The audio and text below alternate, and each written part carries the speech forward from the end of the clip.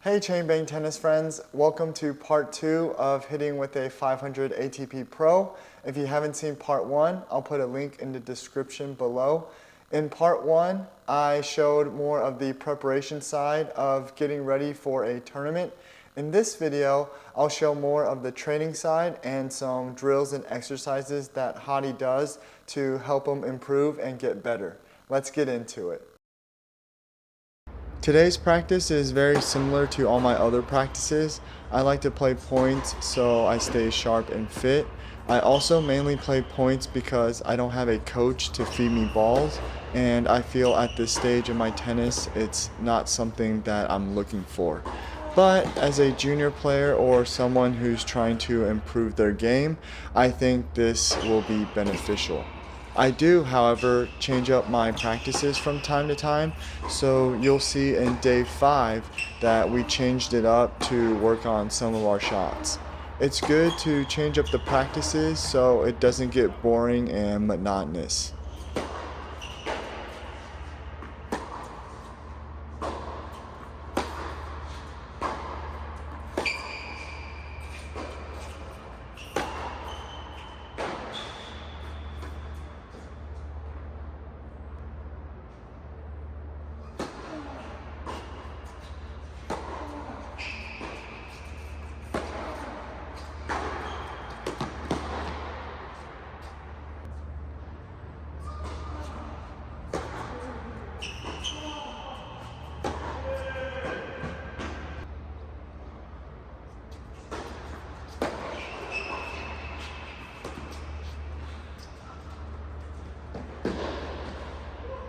I can use this like in a hotel room. Like, Oh yeah, just like anywhere, yeah. Yeah, it's like, That's a good idea.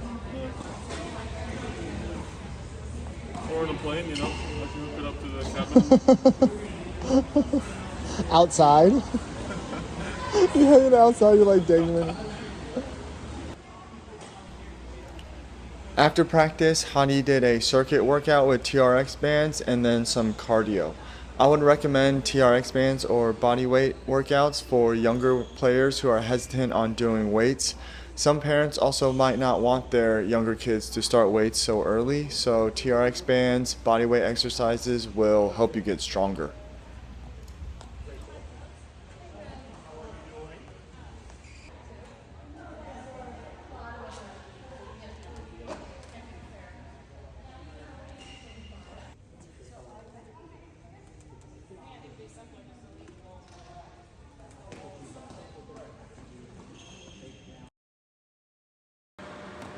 Day 5's practice was a little different. We decided to change it up to work on our shots and technique. One simple way of doing this is just to set out a target and try to hit it. You can also do this with serves, which I really like, and I got really lucky today and hit a couple of targets.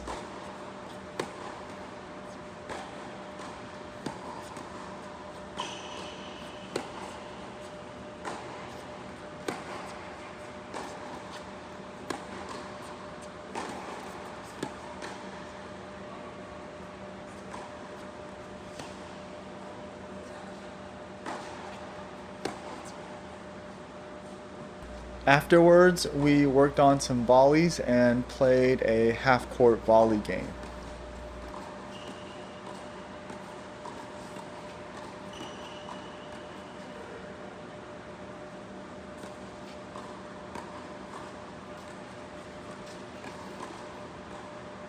To end this practice session, we worked on serves. I felt like I noticed something about Hadi's serve that was making his serve a little predictable sometimes.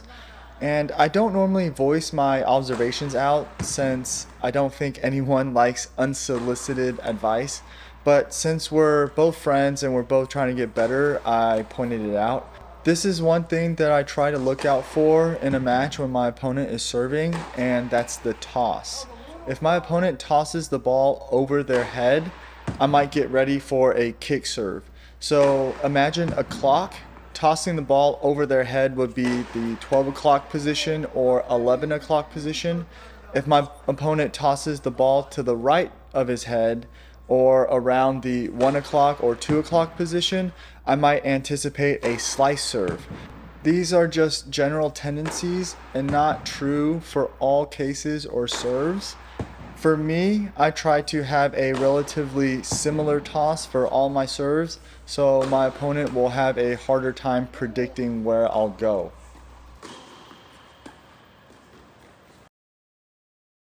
Day 6 was the last day I got to practice with Hadi, and we're playing points again.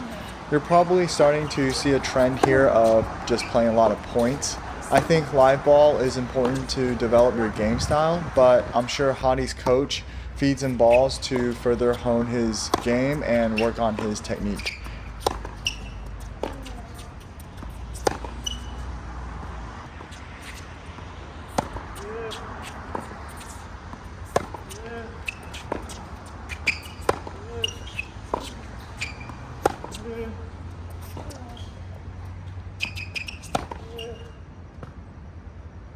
And to end this practice session, Hadi had a running day.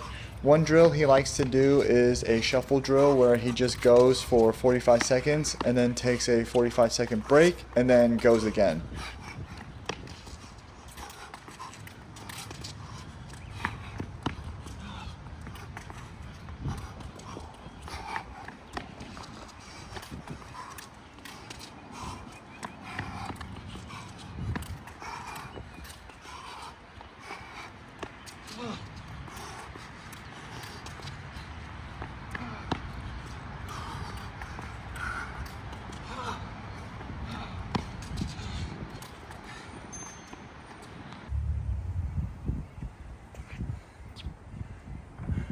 Yeah, so what's your heart rate monitor? Like, what's your heart rate? My heart rate. Huh? I measure my heart rate. Are you trying to keep it above a certain level or what? Make sure I'm not taking. Okay. One more. Let's go. You've probably seen some other professional tennis players such as Andy Murray or Dominic Thiem use a similar heart rate monitor device, but they might be using it for different reasons. I'm not sure. And to be honest, I think the majority of us already know if we're pushing ourselves or not, and we don't necessarily need a heart rate monitor. But for these pros, I think every little bit counts and they want to maximize or push themselves just a little bit more. Come on.